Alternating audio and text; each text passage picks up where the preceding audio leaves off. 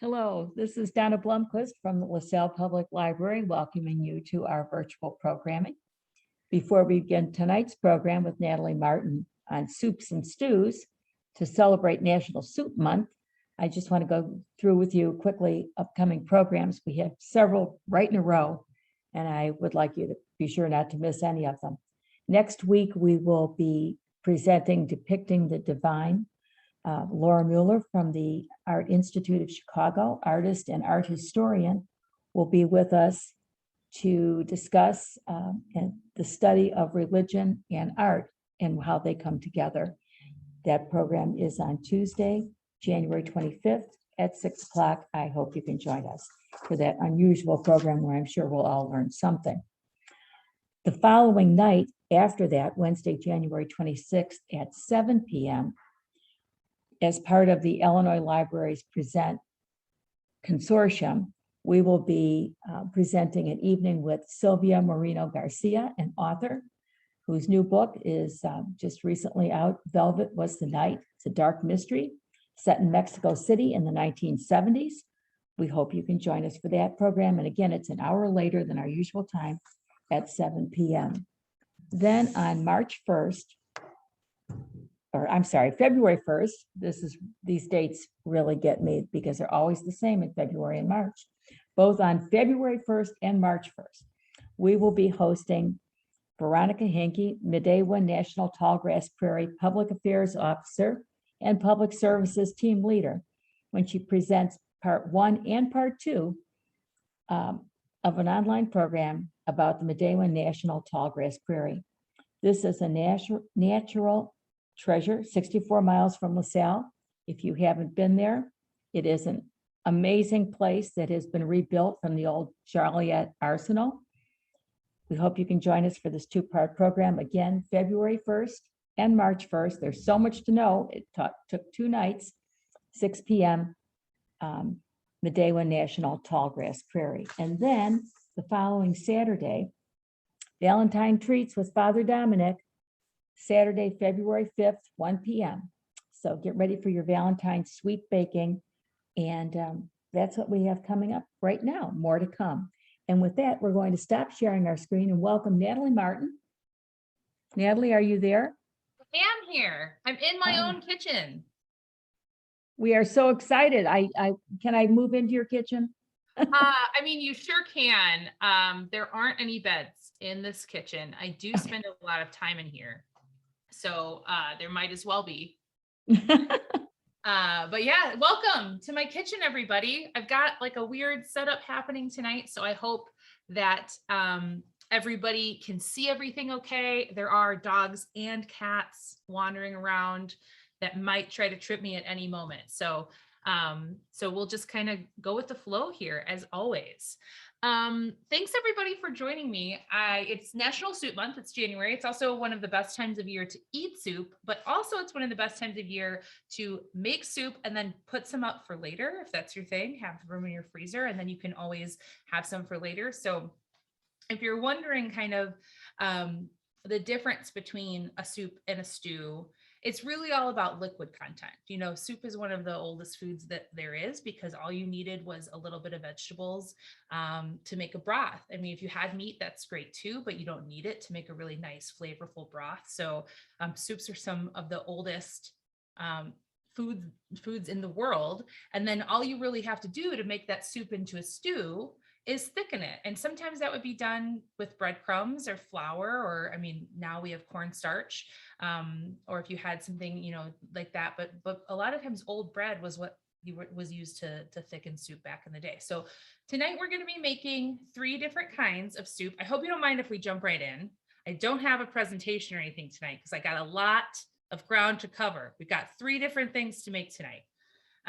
So we're going to showcase a couple of different ways to make soup. We're going to be doing it in the crock pot, in the Instant Pot, and on the stovetop. So no matter what your device is, and we'll talk about some of the adjustments that you can make for each one of these soups to make them in the Instant Pot. A little bit it's going to be guesswork because I haven't tried that all out, but a lot of times, no matter what, the internet will save us. You know what I mean? So if you're ever wondering, oh, can I make this soup in the Instant Pot versus the crock pot? somebody has done it. I can guarantee none of these things tonight are original ideas. I dropped all of the recipes that I am basing this on. I dropped them all in the chat, so you can feel free to save those. But because I'm not going to be reading the recipes while we're talking tonight, I'm going to be kind of making it up. So it'll all work out. But if you want to know the where the recipe is based on, you can go to those links and check them out. And I'm going to try to showcase a couple of different techniques. If you've never worked with some of these products before, I can kind of show you what they are. And if you do have questions about your Instant Pot or about how to do anything, you just let me know. Let me know if you can't see that. Try scrolling up, Linda. Linda says that she cannot see those links in the chat. I did send, maybe I sent them before everyone was logged on. Let me see if I can copy and paste all of these back into there. 1 second.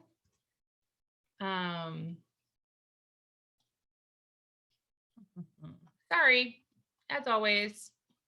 Dana says that she will send those links for the with the program. Let me go ahead and just try to get these really quick so that people can follow along if they would like to, but there is no pressure, and we will make sure that if you do need them, you can get them afterwards. But let's see if that works there. So I just dropped them into the chat again.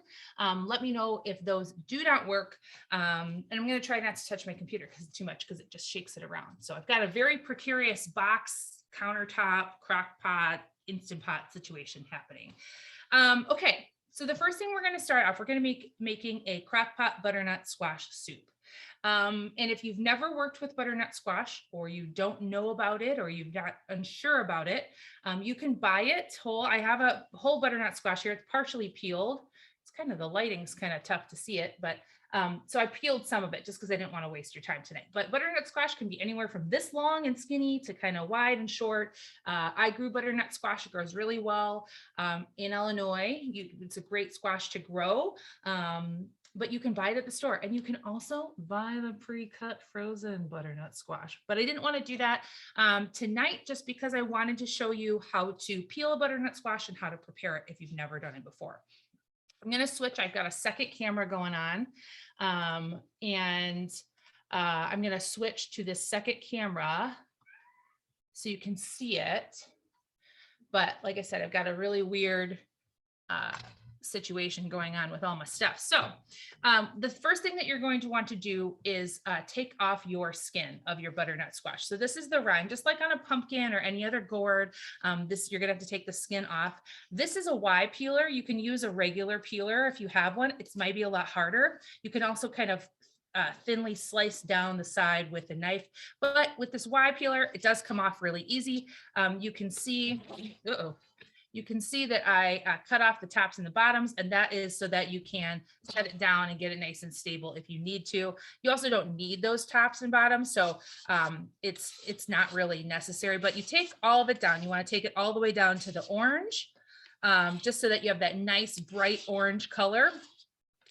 And with this soup, I'm going to be adding some aromatics like some onion and carrot and celery. And that is because this recipe called for 6 pounds of butternut squash soup. I only had about 5. I'm going to try to move my pot out of the way so you guys can see this a little bit better. Move this over here. There we go. That's the stuff. Okay. So, and then once you open up your butternut squash, so I'll finish my thought. So I have some carrot and some celery and some stuff to bulk up. My daughter did my nails, so you'll have to just ignore that. So you can bulk up the veggies inside of it. So then we're going to take this, and just like when you have a pumpkin at Halloween, you're going to scrape out the guts. You can roast these just like you would a papita. So, that's something you can do with them if you are trying to cut down on your waste. So feel free to do that. They just don't have as much meat on them as like a pepita would be a pumpkin seed. I'm sorry. You can roast them like a pumpkin seed. They don't have as much meat on them. It might be more trouble than it's worth. So we're going to scrape these all out like this. get all of our guts out of the inside, and then we're going to cube them up. I have some pre-cubed already next to us here.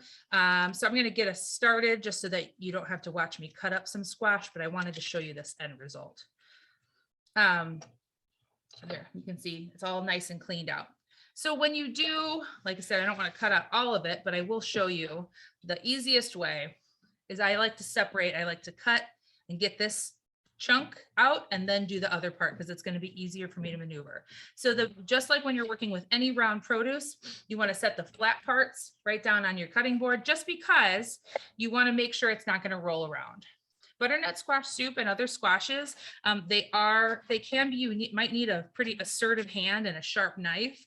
It is one of those things that if you have a dull knife, it can be almost more dangerous with a dull knife because you're going to have to push and use a lot more energy to get through that squash. So you can see I made these nice strips like this. Then I'm going to go for it and make some nice cubes. Because we are doing this one, we are going to prepare in the crock pot. So we have time. Time is on our side. You know, you've got a lot of time for this squash to get cooked. If I was cooking this on a stovetop or an Instant Pot, I would want to make sure that my cubes are nice and small and all uniform because if you have some big, some small, it's going to make it hard to cook even. And the worst thing that could happen is that you get to the end of your cooking time and oops, some of them are not cooked all the way. And then you either have to wait longer or it doesn't puree correctly. There's going to be a couple things that we're doing with this recipe. I'm not going to do it on this one because this isn't a 4-hour program, pals. This is just a short one, an hour long or whatever. So we don't have time to cook ours for 4 hours, but we are going to do, you would cook it all the way in your crock pot and then you would do an immersion blender or a food processor or a regular blender to blend it all so it's nice and velvety. One of the really nice things about this soup is it's creamy without needing to add cream. In the recipe that you'll see, it adds coconut milk at the end.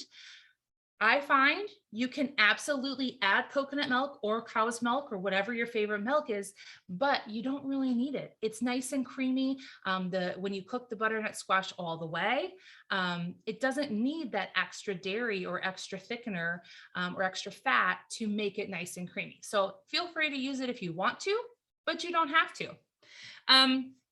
So this recipe, like I said, is a crock pot recipe. I'm going to just pull the inside of my crock pot out. And when you're using a crock pot, you have a couple temperature options. You have high and you have low. I don't know what those exact temperatures work out to be, but in this case, I'm going to set it on high because it's already 6 o'clock and that means that my soup's not going to be done until 10 o'clock. So I want to have time to cool it down. If you have all day, like, hey, I'm going to do this and put it together before work, choose that 7-hour low and slow kind of cooking time. And this soup does really well. I've done it before. I've left for work in the morning with it in the crock pot and come back and blended it up when I got home, and it works really great.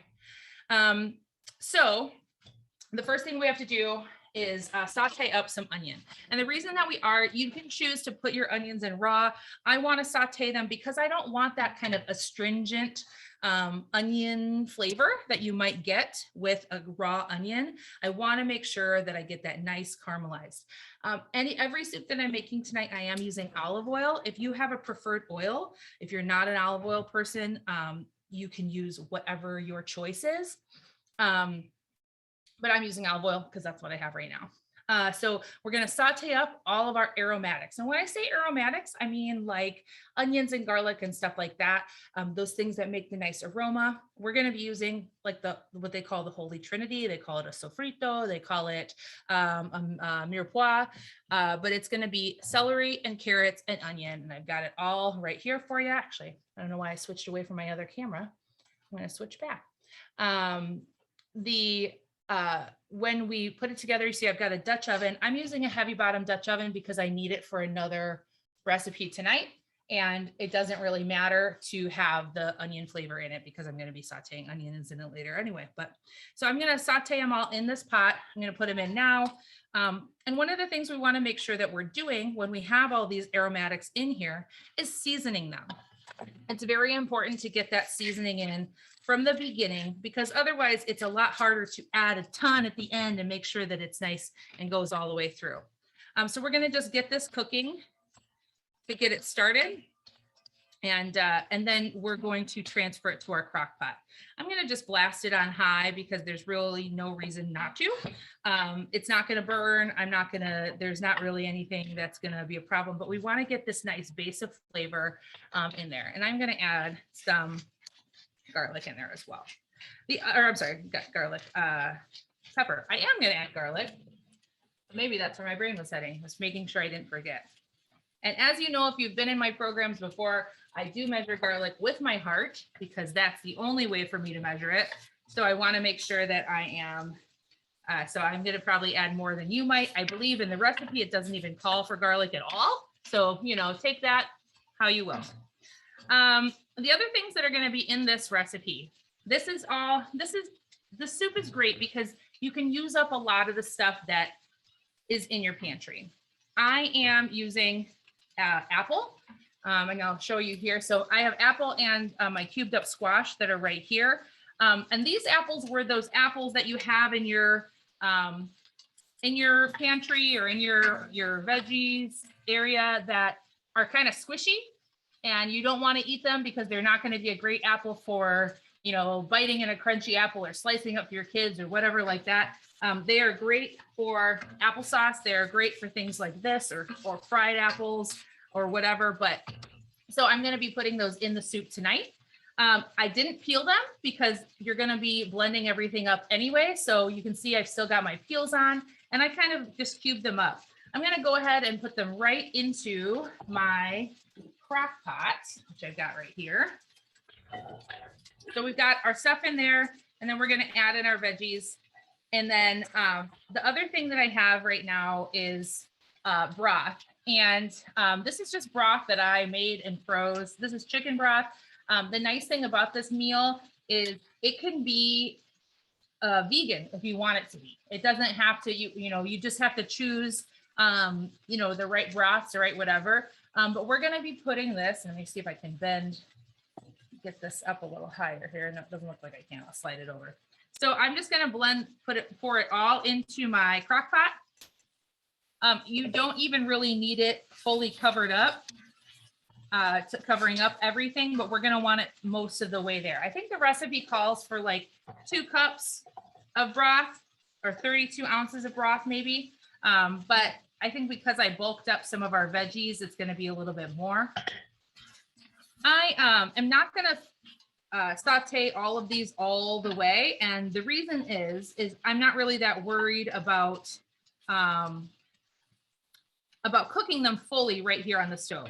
My main concern by doing this on the stove is that I want to get some of that raw onion taste and start the cooking and the blending of the flavors process. So I'm going to turn that off. I'm going to grab some hot pads that I forgot to bring over. Grab some hot pads. And if any of my family members are on this class, they'll be very proud that I tested out the heat of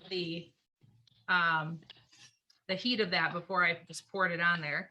So we are pouring all of our stuff into here. The only other things that I'm going to add to this are, let me switch away from that. The only other things I'm going to add into this, and you can kind of see I've got it all here in my crock pot.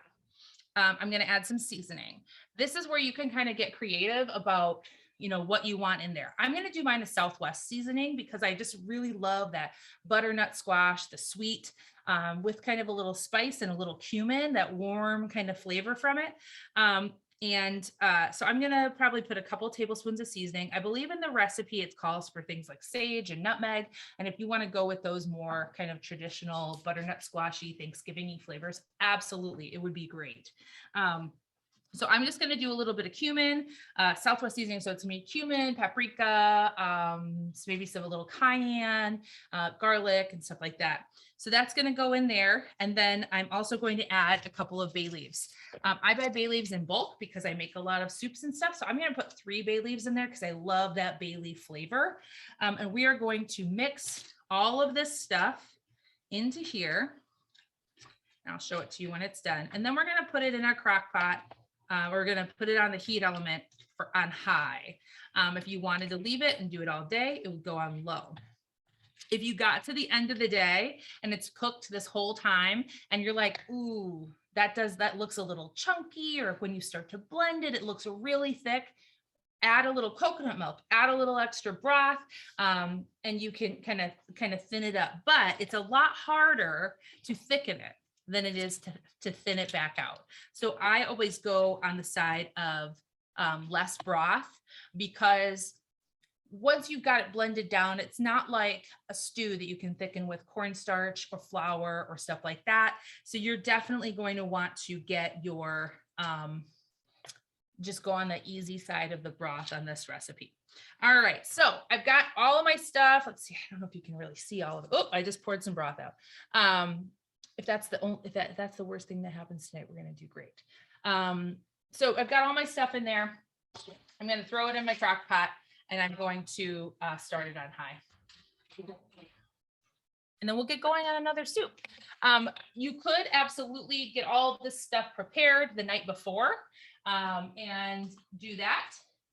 And then start it when you put it on, take it out of the fridge, and then put it in your crock pot. Absolutely. That would work really well and be a great use of your time. None of the stuff is going to be damaged by being cut up ahead of time like that.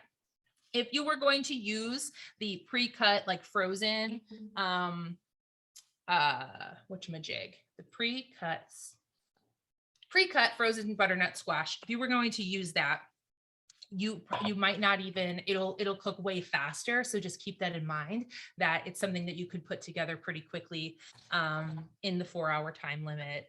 And that because it's already gone through that freezing process, it will be, it'll go a lot faster. But it can absolutely still sit in the thing on high, or I'm sorry, on low all day. It'll be fine.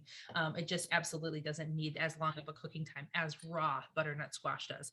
So the frozen stuff is great. It's a really good thing to keep in your freezer. You can still throw it on a roasting pan. You can still do it. So it cuts out a lot of that labor, but it does up the cost. Like I probably bought a 5-pound butternut squash, 5 pounds of butternut squash today for $6, and it's going to be $3 for 1 pound of butternut squash if it's already pre-cut and frozen. It's just how you want to spend your time and how you want to spend your money. There's no right or wrong way there. Okay, are we ready? We're going to be moving on to an Instant Pot soup, and I'm going to try to move my things over here so that everybody can see them a little better. I am using a brand new Instant Pot, so I might need a little bit of patience while I get it going, but I used to have the very first Instant Pot, kind of small, very simple, not a lot of controls.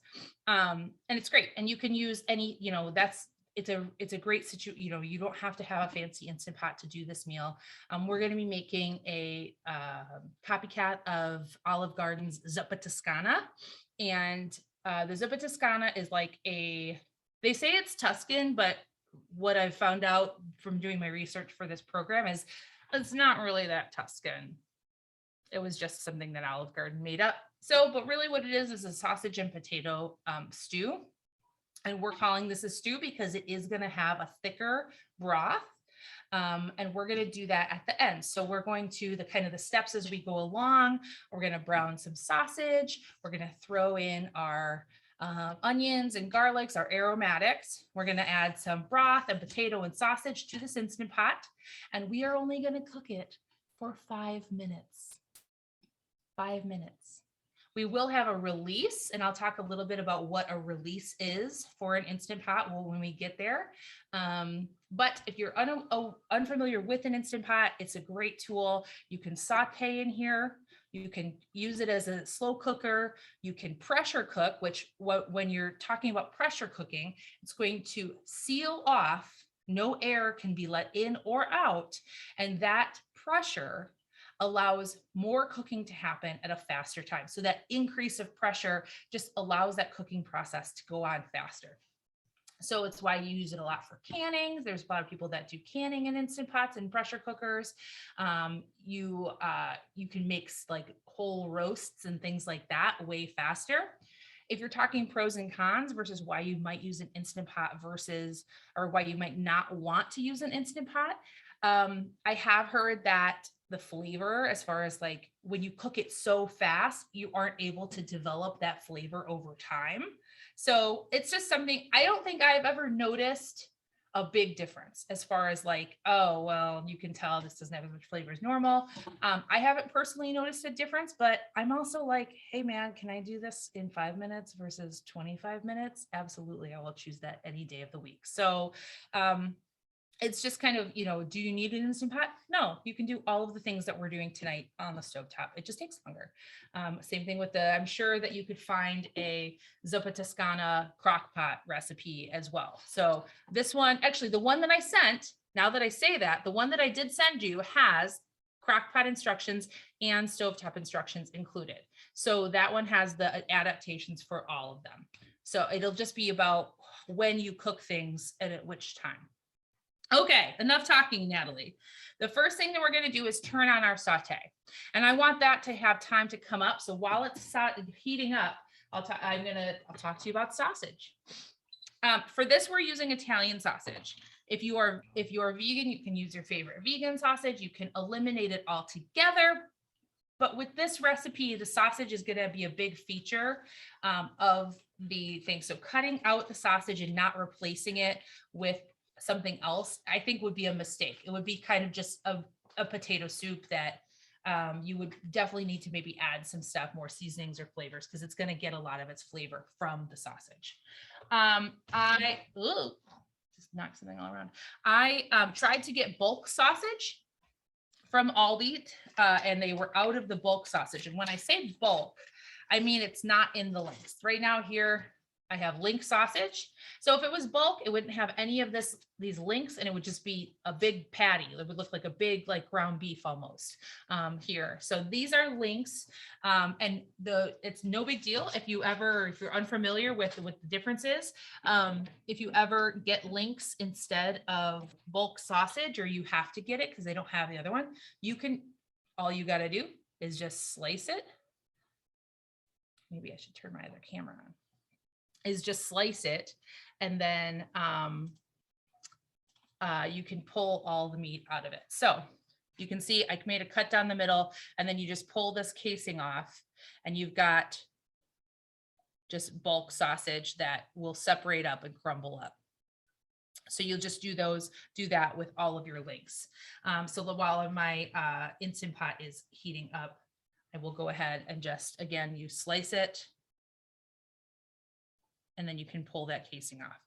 And the casing is just made, a lot of times it's in like, back in the day, probably would have been some sort of like intestines or something like that. Maybe this is too real. If it's too real, I'm sorry. Now they usually have artificial or they can make it out of, whatever meat it is that you're using. But the casing, can just be discarded at this point. It's not going to offer you anything for your recipe. So I'm going to use the full pound of sausage in this. And I believe it calls for like 4 or 5 potatoes. And then other ingredients. So one of the things that I do love about this recipe, or if you've ever had the soup at Olive Garden or wherever, is that it's like a great vehicle for kale. Let's see. Yeah. Use my sausage fingers and stop my share here. Remind me to wash my mouse after this. You're going to add some kale right towards the end. And there's kale is just so good. Kale is like a great bite. It has tons of vitamins in it. It's got, it's just, I don't know. I just love kale so much.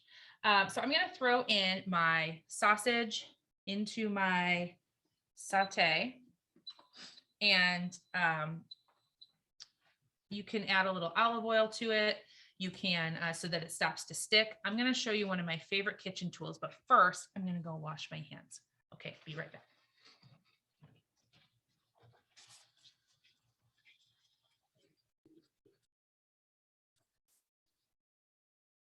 Now you know on cooking shows why they always have the sink right behind you so you don't have to disappear out of screen. So we started talking about sausage. It's gone now. So what I'm going to do is I'm going to brown this sausage and I'm going to take it out and I'm going to cook all of the rest of the stuff in this same pan. And the reason I'm going to do that is because I want all that sausage to the flavor of that sausage to carry through to the rest of the dish. I was going to tell you about my favorite tool. So this is this is a Pampered Chef one. This is not a paid Pampered Chef endorsement, but this is a meat crumbler. And the nice thing about it, when you're making tacos, when you're making ground beef, for spaghetti sauce or whatever, you push it down and you twist it and it just breaks everything up into nice crumbles. With this, I don't want it to be crumbled up like a sloppy Joe.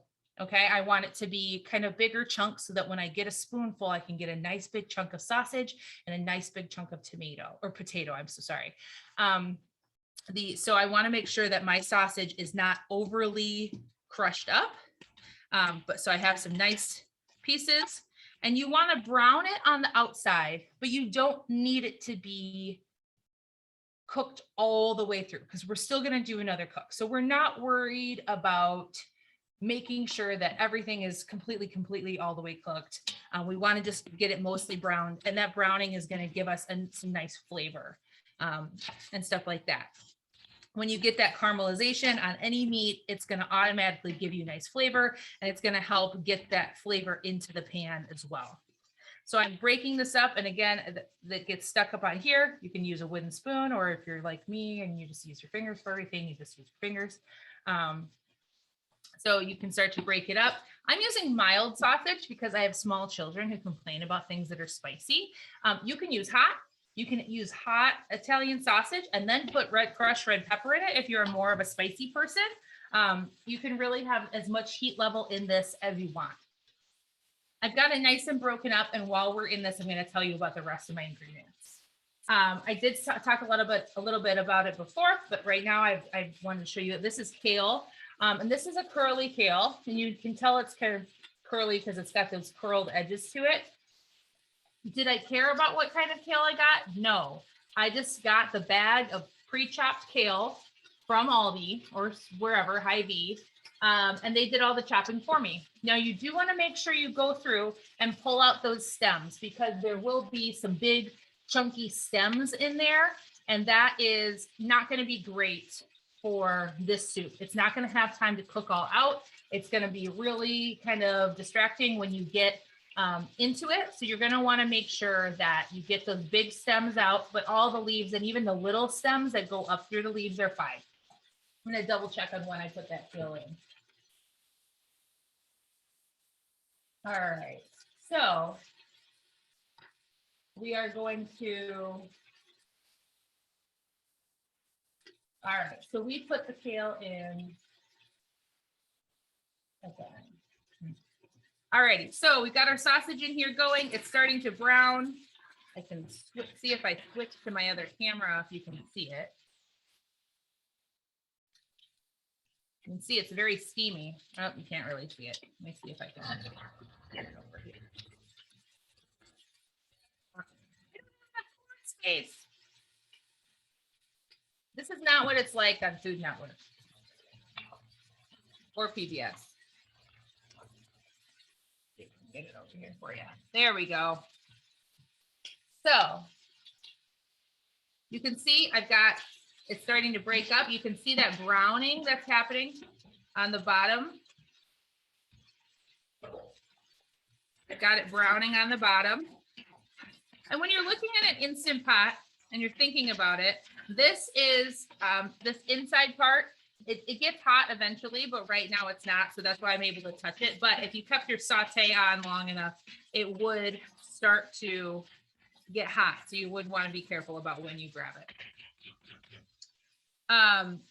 As far as seasonings, we talked about Southwest seasoning in the other one.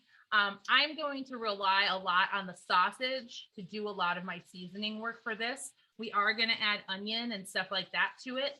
The onion's going to also do a lot of good seasoning as well. But if you wanted to add some Italian seasoning or rosemary. Rosemary would be great in this because it would go really well with the potatoes and the sausage flavors. So absolutely feel free to do that. Like I said, we didn't need to cook our sausage all the way. It's still got a little bit of pink to it, so I'm going to let it go a little farther. You can see I've still got my nice big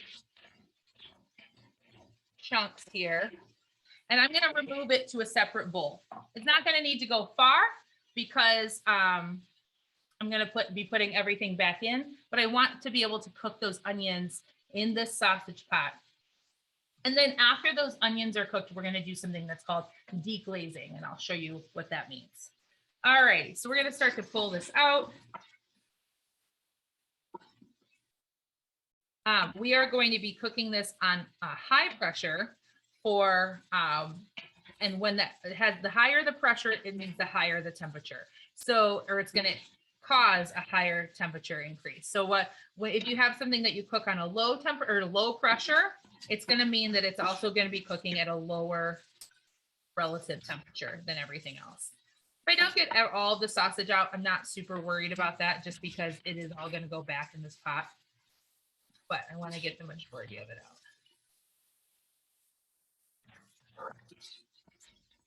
out. When we are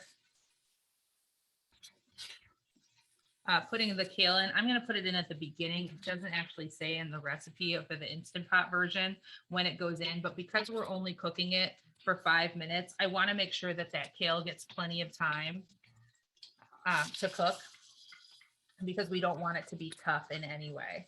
All right, so we have got some onion here. This is just a yellow onion. It looks white, but it's actually yellow. And when they talk about yellow, that's the paper part that's on the outside. We're going to get some color on this and get it kind of starting to get a little brown. Don't worry so much about these brown bits that are on the bottom. I'm going to try to scrape up some of them just so they don't burn. But we are going to do something called deglazing, which I mentioned before. And when you deglaze a pan, it means that you're putting a liquid into it so that it's like a flash amount of liquid. It's gonna, and that cooler liquid's gonna pull up all of that good flavor, that brown stuff that's on the bottom. And it's gonna allow it to incorporate all the good brown stuff, gonna be able to incorporate into the regular recipe. I'm going to add a little extra oil just because this is getting a little bit dry. I did not season this, you know, like I said before, I want to season from the beginning. I want to get seasoning in my base. And the reason I didn't do that is because my sausage has quite a bit of salt in it. So I will season my potatoes before I go in because potatoes are a very bland product. They're going to not have a ton of flavor. So I want to make sure that they're not pulling all of that flavor out of it. We can go ahead and do that right now. I have potatoes cut up into like little sliver kind of pieces.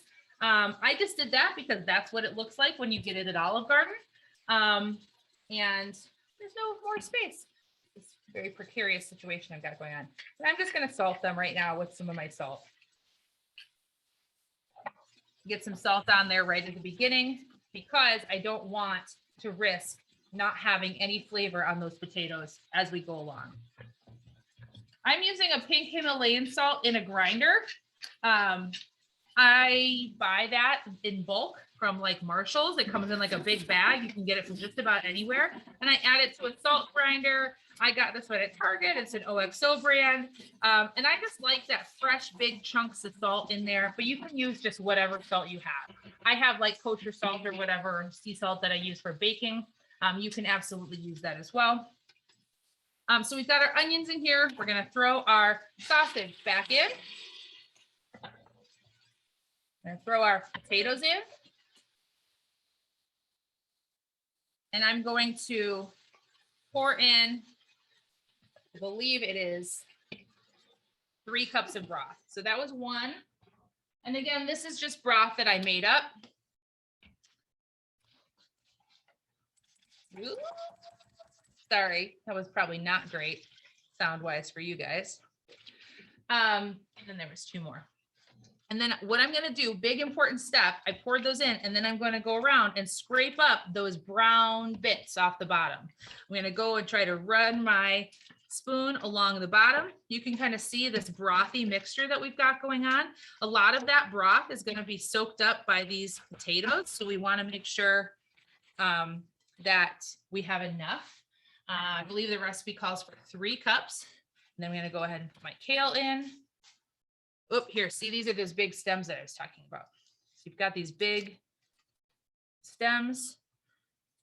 I'm going to make sure, I thought I had gone through and checked them, but they were elusive. So you want to make sure you get those out. Obviously, you will see them if in the soup when you, so it's not like you're going to eat them by mistake, or it's not, you won't get poisoned if you do eat them. But it's nice just for eatability for you to get rid of those. So I'm going to do this, stir it all around, get that nicely coated in broth. And then what we are going to do, I'm going to add a little more broth now that I got that kale in. What we are going to do at the end, we are going to thicken this up. So the potatoes will help thicken it, but you will also want to, we're going to add a slurry at the end, and I'll show you what that is. So this is going to go in on high pressure for 5 minutes. Again, that's it, 5 minutes. I'm going to put it on pressure cook. Oops, backwards.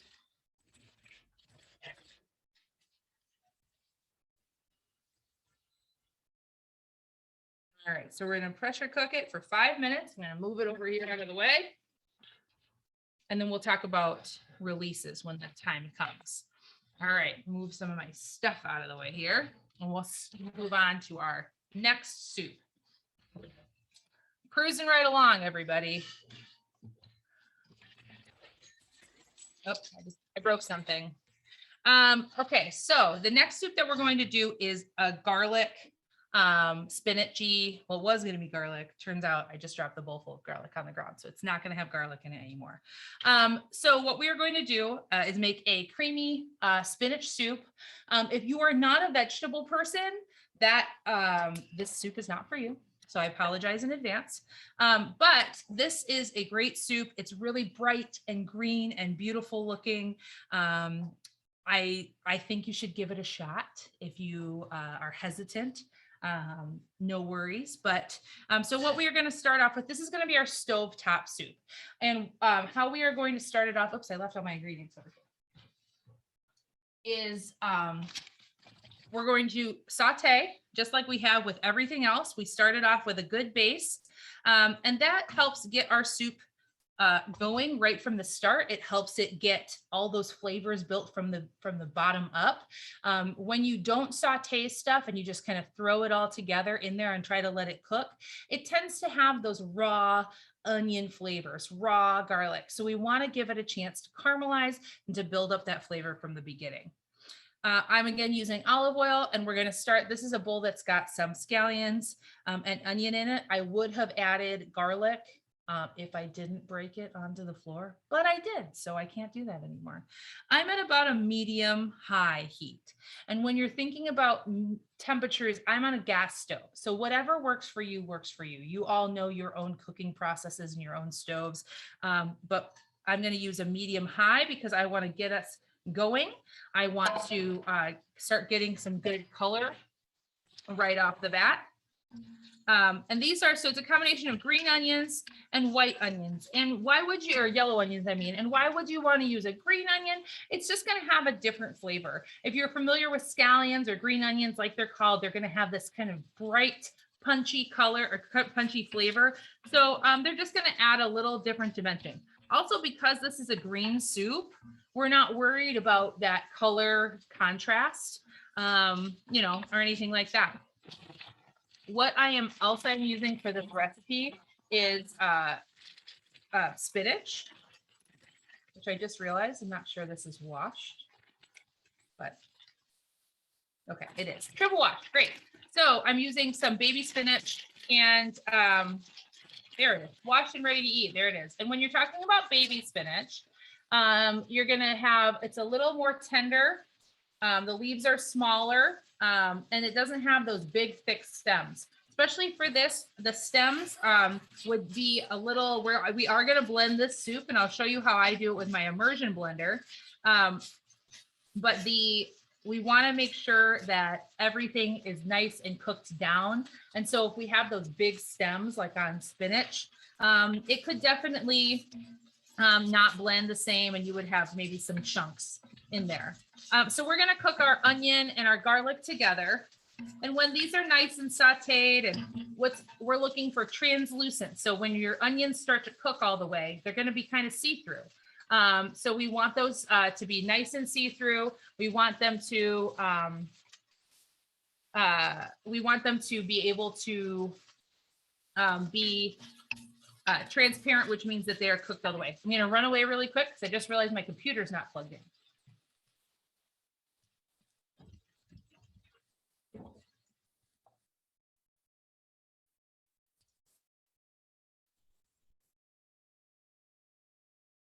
I'm back. Sorry about that. All of a sudden I was like, why is my screen dark? And how bad would it have been if I just left, like it just died in the middle of this program? So good thing we paid attention. Okay, so we are starting to get there. You can see that my onions are starting to get a little translucent, and my green onions definitely are. The greener the product, the faster they're going to cook. So I think I want that to cook just one more minute. Just like with the other one, I'm using potatoes, and the reason that I'm using potatoes for this is this is going to give it some body. If we just used broth and spinach, it'd be very watery. It would not, I don't know if it would be as satisfying, and it definitely would, you would eat it and you'd be hungry like 3 seconds later. So we are going to use some potatoes as to build some body into the soup. That means when we blend it, it's not going to be just a watery mess.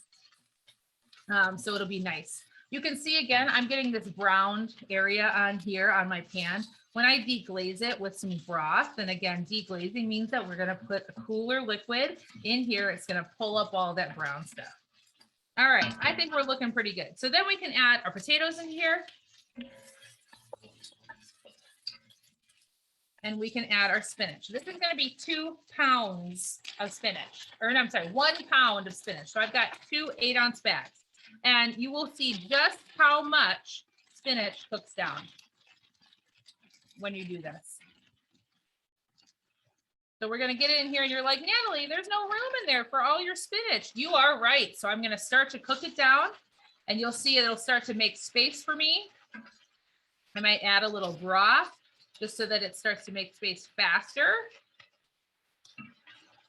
You can hear it. Maybe you can, I hope you can hear it over the computer, but it's starting to sizzle. It's starting to bubble up.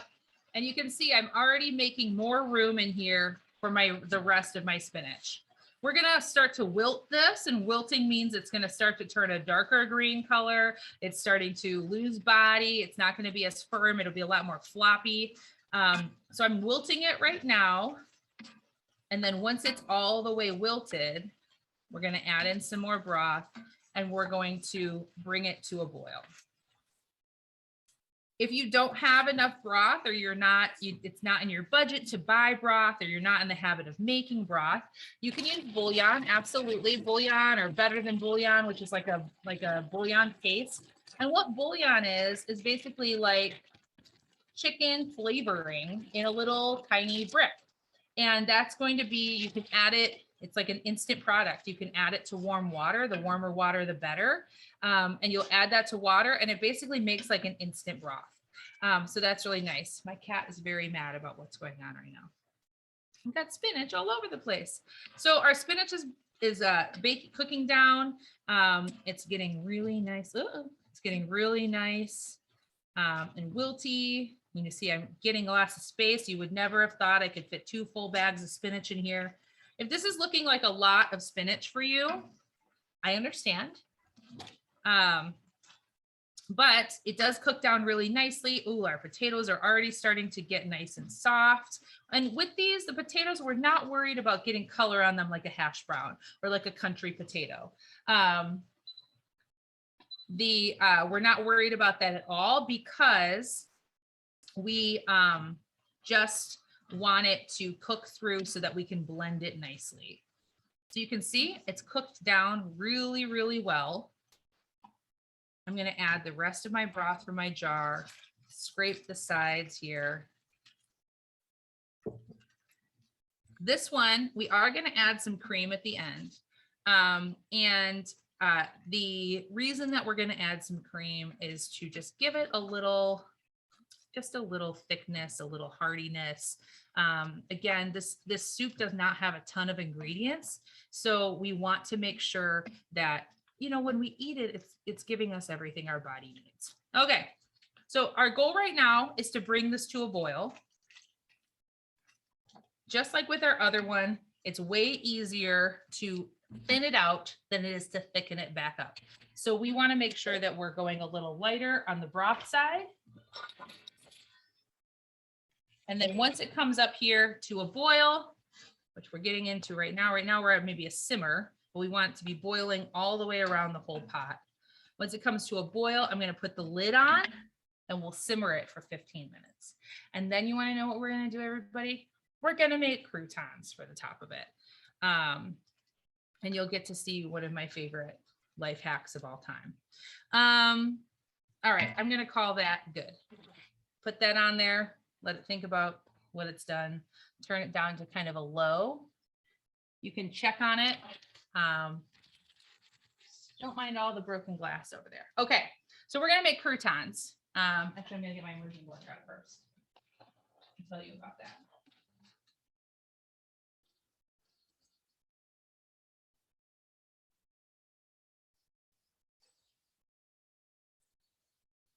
If you've never seen an immersion blender before, I'll turn off my share because you don't need to see that. If you've never seen an immersion blender before, this is an immersion blender. Mine comes in 2 parts, so it's easier to clean. It's also called a stick blender. Basically, you put this part, just this part, down inside your liquid, and you press your button here, and it sucks the liquid into here, and it has a blade on the inside.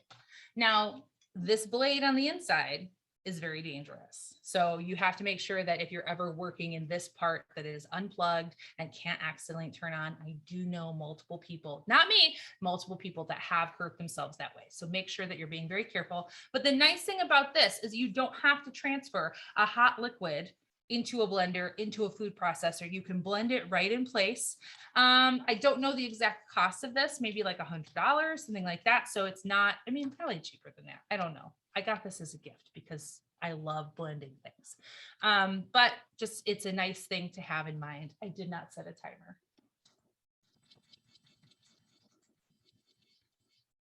All right. So we're going to make croutons. And my croutons are, you can use whatever bread you want. These are leftover hot dog buns that I cut up into little cubes. I keep hot dog buns in my freezer, and then I use them for things like croutons or French toast casserole. We did that class the other day using cooking with garbage. So I'm just going to get a large frying pan, and I might try, I don't know if you'll be able to see it over here or not. But a crouton is really just toasted bread. So you're going to take your bread cubes. You can toast them in the oven if you want to. And they just won't, they're just not as good if you're not frying them, which is, I know, not the point. But croutons are pretty easy to make. You literally just get your saute pan on medium high. Probably medium is fine too. See if you can see it. Yeah, so over here, look over here. Don't look over there. My other soup with the lid on it, but see if I can scooch this closer. Try to break more things in my kitchen. So I'm getting this hot. I am going to use more olive oil. Again, you can use butter, you can use things like that. I'm using olive oil because I don't want to burn very fast. Butter can tend to burn. And we're using kind of a lot. So just, you know, do with that what you will. Croutons are not a health food. They're just extra.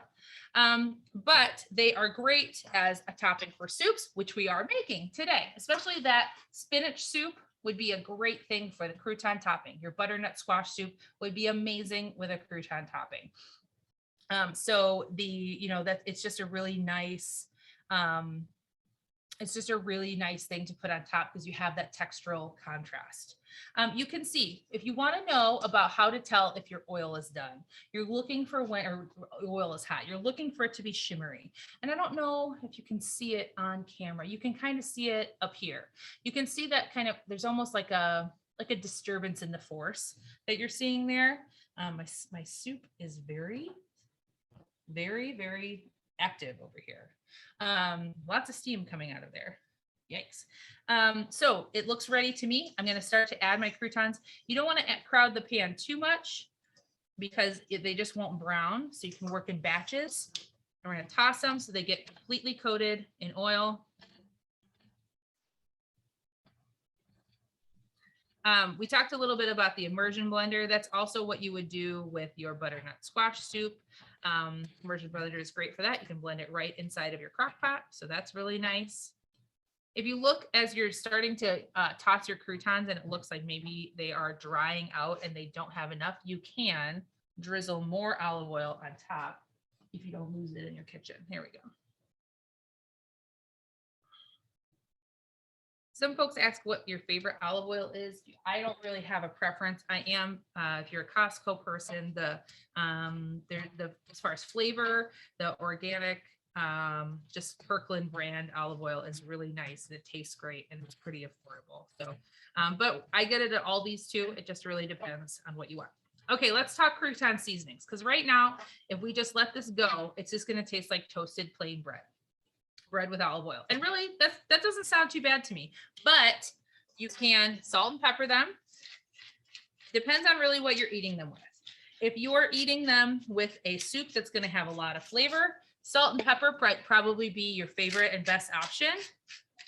If you are going to be eating them with something that's maybe a little more mild, or like if you're going to have them on salad, then maybe you want to add some garlic powder. But big but here, garlic powder will burn. So if you are going to use something like a garlic powder or another spice blend, you might want to wait until your croutons are almost done before you add them. If you look down here at the bottom, this is now breadcrumbs. So you can separate those out and use those for something else. They're probably going to get a little burny because I'm doing them all in here together. But that's okay. At this point, now that we've got our oil and our stuff on it, if you wanted to transfer them to a sheet pan and put them in the oven, absolutely you can. And that would finish them off and toast them up really nicely. But we're just standing here in front of the stove. So we'll finish them up here. So croutons are great. They're a really good thing to do. Like I said, I always have a container full of leftover hot dog buns or stale bread ends, things like that. It's a really nice way to just use up some of your food so you don't have food waste. But it's also it's like free croutons.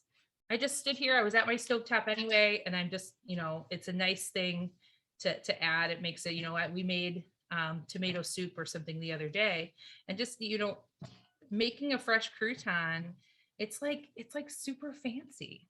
You know what I mean? It feels really fancy, but really all you did was just fry some bread and some oil. So it's just a really fun thing to add to kind of your repertoire. All right, let's check our spinach soup. Oops, you can't see it. All right, you can see that it is simmering. Doesn't look like much, does it? Just looks kind of like vegetables. But we are going to blend it up. It's going to look nice and bright green at the end. You can, the way that it is displayed in the, the website that it's from, they have a drizzle of cream over the top, and that looks really nice. So I'll show you how to do that at the end here. All right, we've got pretty much finished croutons. You can see I let them sit still for too long and they started to burn a little bit. So I'm going to go ahead and take those off. They're probably a little soft. One way to get them jump started is if you oven toast them. This one's a nice one. Look at that. So I'm just going to let those sit on the heat and they'll dry out the rest of the way. But you can toast them in the oven just to get the moisture out of the bread. This bread came right out of the freezer, so it's going to have a high moisture content. So you know, it will definitely could have benefited from maybe cutting them up, laying them on a sheet pan and letting them dry out a little bit more. What I did was I cut them up and then threw them in this pan. So really it's just going to depend on how much time and effort you want to put in. But even if you know, just add it as even if squished like a little bit, if it's a little squish to it, it's still going to taste great and have this nice element on top of your soup. You can't go wrong.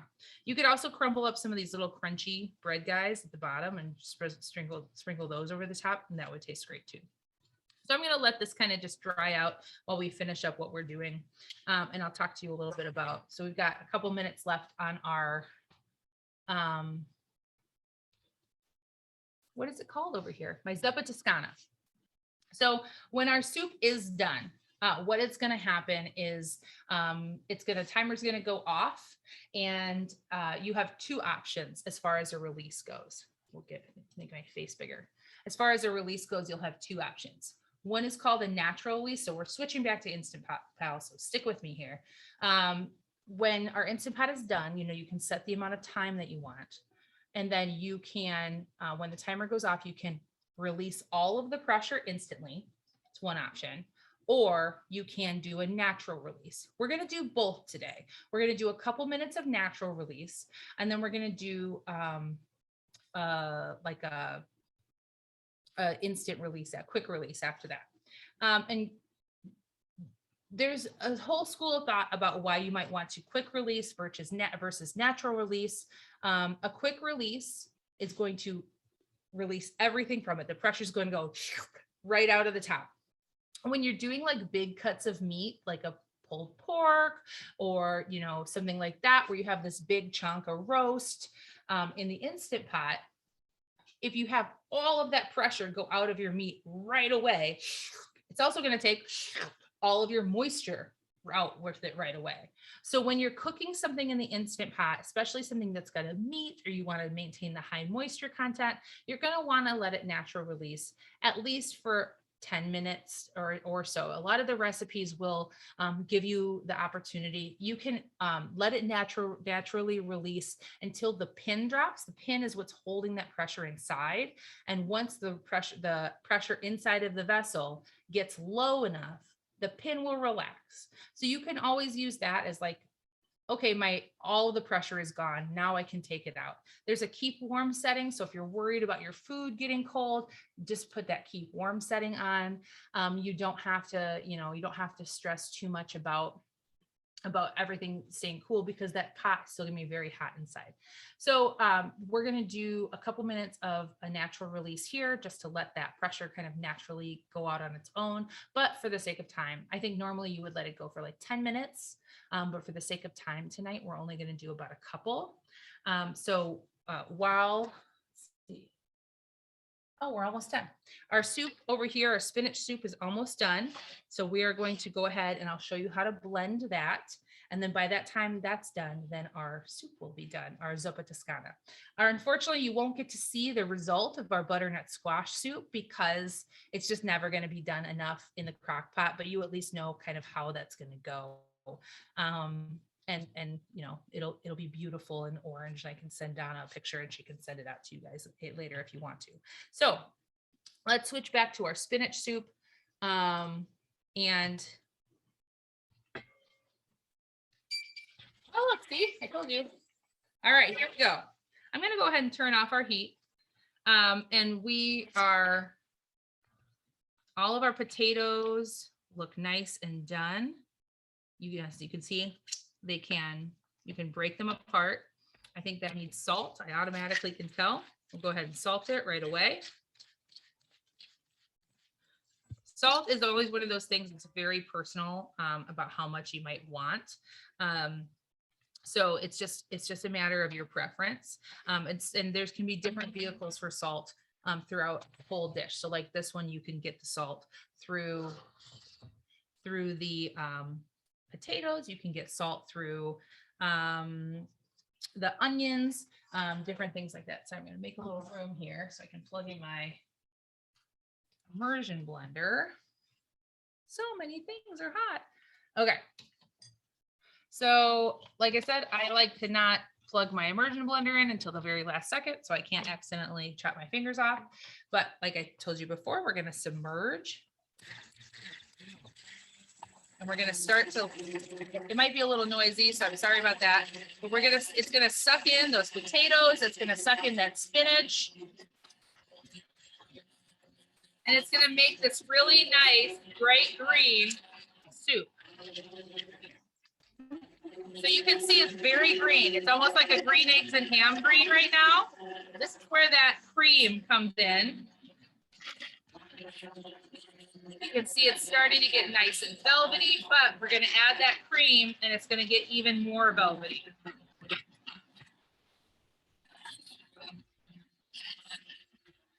All right, so we've got it mostly blended.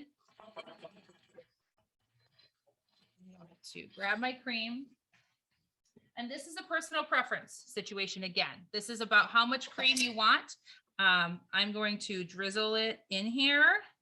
I'm going to start with about a cup, and then we will go from there. I'm running out of counters. You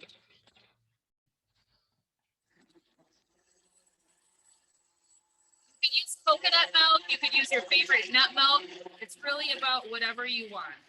But the nice thing about this immersion blender, or whatever your version of this is, sorry if I'm shouting over this. The nice thing about the immersion blender is that it's going to take any chunks of anything and they're going to disappear. So you can see this is the perfect color for me. I want it to be this nice bright green color. And then what you can do, I'm going to do it in the big pot and then I'll blend it up a little bit later. But if you're serving it, there goes my zuppa toscana. You can do a little drizzle over the top. And if you do it really slowly, that cream will sit right on top. And you can make some cool designs. It just makes it look very pretty. And so you can do that in everyone's individual bowl. It looks really bright and fresh. And I just think it's a really, really fun soup. So like I said, you can use your favorite nut milk. You could use a coconut milk. Now, coconut milk is going to taste coconutty. So if you don't want that coconut and spinach flavor together, I might recommend doing more of like an oat milk or something like that. Cashew milk would be really good in here. If you are doing something, if you are not eating any sort of dairy products at all. So we've got this great, gorgeous, beautiful soup. You can see it's nice and velvety. There are no chunks. Well, there's a chunk, but that was already on my spoon. I think it could use a little bit more salt and a little bit of cracked pepper. And that's the nice thing about going through at the end. Each person can also season it individually on their plate. We like a lot of pepper. So I'm going to put a lot of pepper in there and then a little bit more salt. If I was going to do it again, I might remember to add the salt while I was putting the spinach in there and the potatoes in there. That would probably have made the difference, is if I had salted it as we went, but I was just a little distracted. You know what I mean? So that's always the nice thing. You can go in and add it at the end, but I really am loving how this texture looks. I think it looks great. And then one of the things that I love to do is there's a couple different versions. Sorry, I'm over here now. I like these types of containers. Ooh. They're like, you can get them from Amazon, you can get them from Target. They are a plastic, which I do try to avoid, but my thought is if I'm using a reusable container product rather than a Ziploc bag that I will have to throw away, it's still reducing my waste. So, you do whatever works for you. You can absolutely buy a bunch of soup containers. I have seen people that use what's called a soup ice mold. It's basically like a silicone cube that you can pour your soup in, freeze it, and then you take it out of that mold and you put a whole bunch of the same kind of soup in Ziploc bags. This soup will freeze great. So I can put a bunch of them in the freezer and then heat them up on the stovetop or in the microwave. And if it does start to break, which means like it'll separate, give it a good stir, maybe add a little bit more of that milk that you had to heat it up, and then it should be good to go. Okay, we have had a couple minutes of release time over here. And I am moving it along maybe a little faster than needed, but you know, needs must. I need to put my hot croutons somewhere. What I like to do in my house, but it's lucky how I have it set up, is I like to have my Instant Pot vent right up into my range hood. I'm not going to be doing that today, so you guys don't get blasted by the sound of the range hood. One second. But usually I like to do that. It will produce a lot of steam. Yeah, well, you're not going to get to see it. It's going to produce a lot of steam. You will hear it. It's very dramatic. What I like to do a lot is take my towel, put it over the steam valve so that that steam isn't going like right up into the ceiling or wherever. It dissipates it a little bit. There's also little mechanisms you can get that angle the steam in whatever direction you want. So like say if your Instant Pot is under your counter, it can angle it out into the open space of the room so that steam's not going up underneath your cabinets all the time. There's just a lot of different things that you can use that to make your life easier. So just do whatever works for you. I'm going to go ahead. Mine has a little button that you press to release your steam that you just press down. And then you can see here it comes. So this is all my pressure that's releasing. The steam is the pressure. And that's going to, again, you're removing the steam from it. I'm going to bring my pot over here, the inside pot, so you guys can see what it looks like on the inside. And we're going to make a slurry. I'll be right back. If you've never made a slurry before, this is an easy way to thicken up anything. I learned how to make a slurry when I used to make beef stew a whole lot, because you've spent a whole lot of time making this beef stew and you get to the end and it's still thin. And that's always a big bummer. So what you can do is you can take some cornstarch and some water broth. In this case, I'm going to use a cream. And I just got about a cup of cream and I've got 2 tablespoons of flour. I'm going to add it in and I'm going to whisk it together to make a thick cream. You can make it as thick as you want, all the way down to like a paste. If you're wondering why you wouldn't just add that flour right into the thing, it's going to be very hard to mix your flour and get it to disappear in that big pot. So we are going to mix it and do that work ahead of time so that you don't have chunks of flour going into your soup. So you can just mix it right into your milk or your whatever. Again, this is good. You don't have to add a creaminess to this. If you wanted to add more broth to thicken up your soup, you absolutely could. You can eliminate that creaminess. I'm just following the recipe for this right now, just because I want it to be as easy for you guys as possible. So this is going to be our last step tonight. So if you do have questions, go ahead and fill them in the chat, and I will answer them if you have them. But I'm going to get my Instant Pot lid. Oh, it's got a lot of pressure in it. This is a no-no. You're not supposed to do this. Don't tell anybody. So let's check on it. Take a little peek. Yeah, so that's really nice. I'm really happy with how that spinach soup turned out. If that green color is off-putting for you, you know, I get it. It's just, you know, green food is kind of weird for some folks. I do not like green eggs and ham. And that's just, you know, I understand it. But green food is yummy and it's good for you. Oh, I know. There you go. My pot was out. All right. So here we go. We've got our slurry. We've got our brothy soup. I need another spoon. Here's one. You can see, and you could just leave it this broth. Oh, you can't really see it. Here we go. Here we go. You can see it's brothy. It's got our sausage. It's got our potato. It's got our kale. If you wanted that kale to stay nice, brighter green, I might recommend to open your lid and put the kale in after it's done and then put it on saute mode so you can wilt that kale down. I think it looks fine how it is though. So we've got our slurry that we've made. We're going to add it in.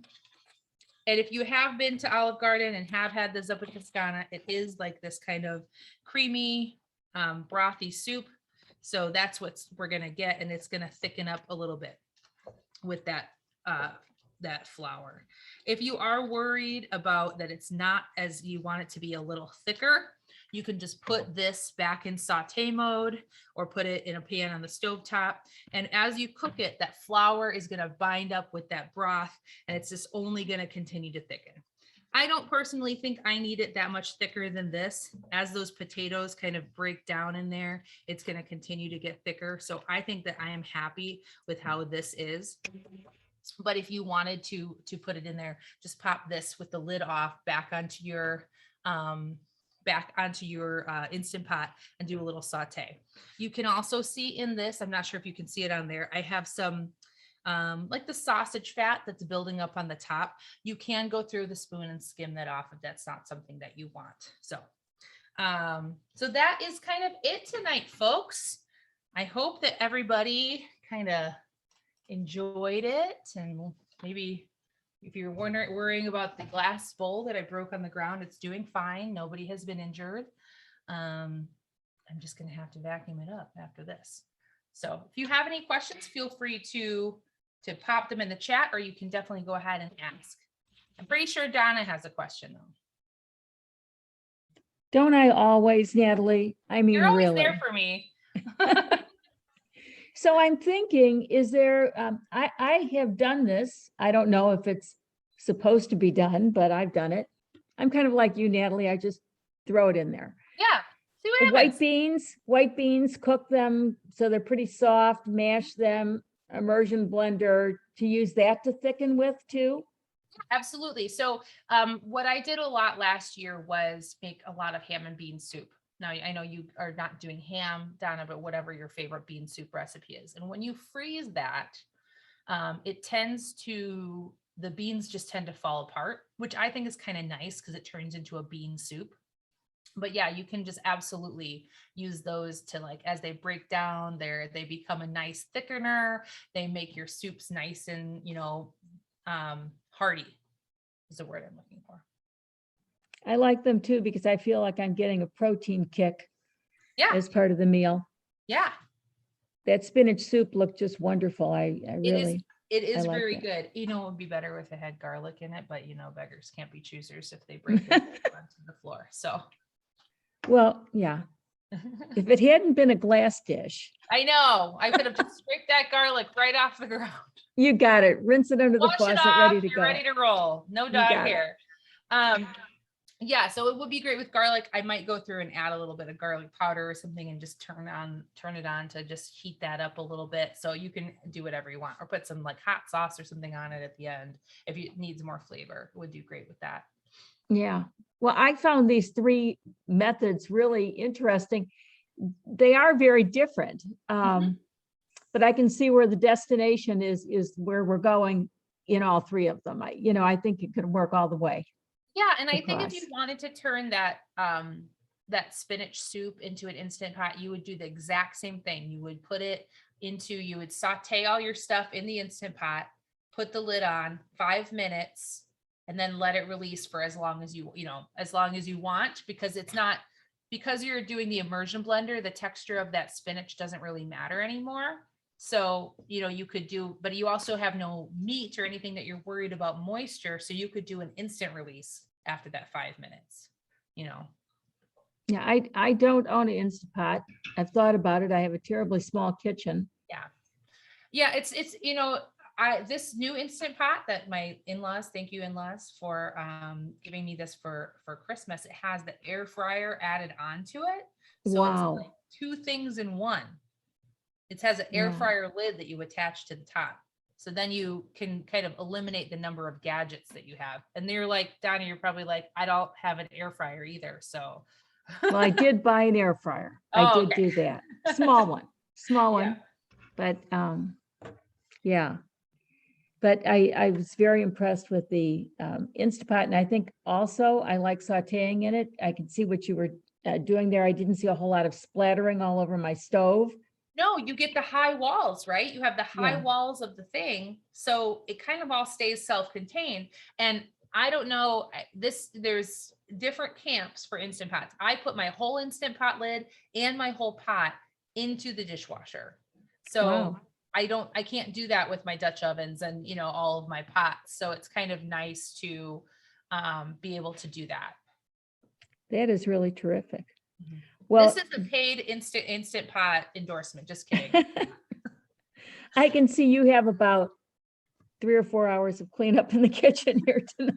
Most of the stuff is dishwasher, but especially that glass bowl didn't do any favors. But No, yeah, I know. it's not too bad.